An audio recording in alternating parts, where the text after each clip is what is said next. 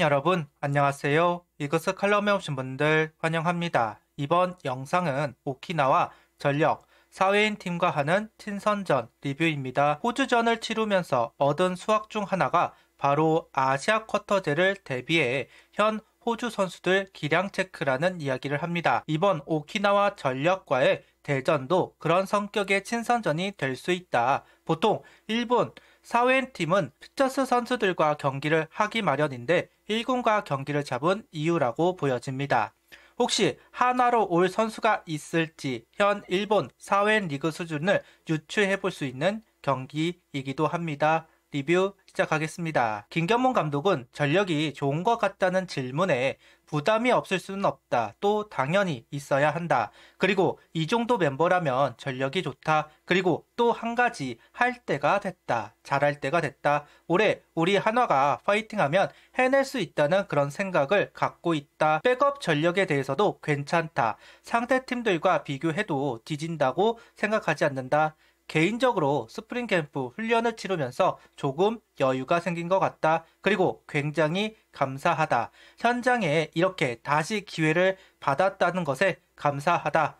스태프들, 선수들과 즐겁게 지금까지 잘 오고 있는 것 같다는 코멘트를 하고 있습니다. 이그스 선발 투수는 폰세 선수입니다. 첫 경기에서 긍정적인 투구를 통해 역시 기량은 확실하다는 점을 각인시킬 수 있었습니다. 속구와 커브만으로 일본 선수들을 무력화시키면서 그리고 큰 불편함을 호소하지 않으면서 다행이라는 생각이 들었는데요. 물론 투구수가 많아지면서 컨디션이 떨어졌을 때 주자가 득점권에 있을 때 그런 모습들을 봐야 하겠지만 일단 아프지만 않으면 된다. 커브가 살아났다는 것을 보여준 첫 경기였습니다. 오키나와 전력 선발 투수는 토우야마 선수입니다. 자료를 찾고 싶었는데 찾지는 못했습니다. 라인업은 심우준, 최인호, 김태현, 노시환, 최은성, 안치홍, 임종찬, 최재훈, 이진영 선수가 스타팅 라인업을 구성합니다. 이원석 선수가 제외가 되면서 이진영 선수가 중견수 9번으로 출전하였고 특이한 점은 김태현 선수가 외야가 아닌 내야로 내려왔습니다. 포지션 변경을 하는 걸 싫어하는 감독이라서 당분간은 안 보겠지 했는데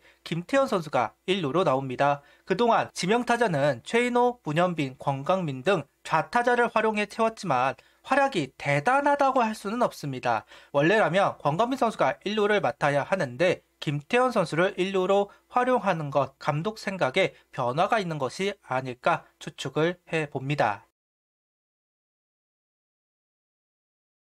오늘 경기 중계는 없습니다. 일본 쪽에서 방송을 해줄까 봤었지만 없었습니다. 하나팬 후디에서 자막 중계를 해주었기 때문에 그걸 가지고 이야기를 전개해 보겠습니다. 일단 3회까지 완벽한 피칭을 한 폰세 선수입니다. 삼진만 4개를 유도하면서 오키나와 전력 타자들을 무력화시켰습니다. 영상이 없어서 어떤 공으로 승부를 했는지는 알 수가 없기는 하지만 지난 경기와 마찬가지로 속구, 커브를 중심으로 볼 배합을 전개했으리라 짐작해 봅니다. 고무적으로 보이는 부분은 삼진, 뜬공, 땅볼 비율이 밸런스 있게 나오는 것 같기는 합니다. 한쪽으로 쏠리면 공략당할 수도 있다고 하더군요. 그런 면에서 긍정적인 부분이 아닐까 개인적으로 생각을 해봅니다. 그런데 아쉽게도 4회 실점을 하고만 폰세 선수입니다. 3루타 적시 2루타로 한 점, 이후 희생플라이가 나오면서 한 점을 더 실점했습니다. 부사 상황에서 3루타를 허용했다면 막아내기는 어려웠을 겁니다.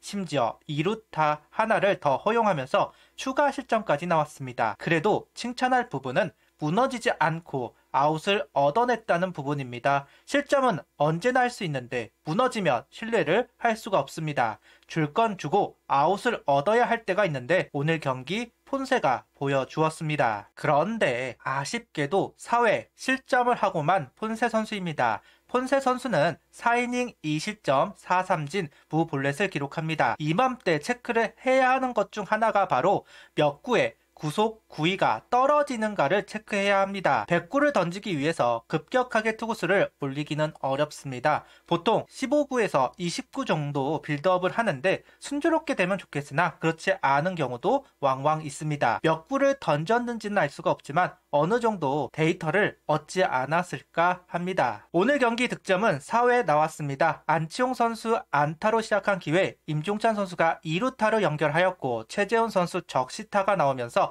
동점을 얻어냈습니다. 목요일 경기부터 선수들의 타격감이 식은 듯합니다. 투수를 공략하지 못하고 있습니다. 그런 가운데 분위기를 반전시킬 만한 득점이 나오지 않았나 싶은데요. 다만 상대 빈틈을 몰아쳐서 그로기로 만들 줄 알아야 하는데 하나 타선이 그런 부분들이 좀 약합니다. 동점을 만들어 놓고 병살로 분위기가 끊어진 부분, 실책 출루가 된 상황에서 범타로 물러난 부분들은 아쉬움이 남습니다. 시즌에 들어가서는 안 나와야 하는 장면이라고 생각합니다. 8회 상대가 점수를 헌납하면서 한 점 만회를 했습니다. 이도윤 볼넷 최인호 안타로 잡은 기회, 상대 투수 견제가 빠지면서 이도윤 선수는 홈으로 들어왔습니다. 일본 사회인 리그 무시할 수 없다고 하지만 그래도 빈타에 허덕이는 것은 아쉽기는 합니다. 기아전 17안타를 몰아치면서 나아진 부분이 있나 했는데 아쉬운 경기 내용인 것 같습니다.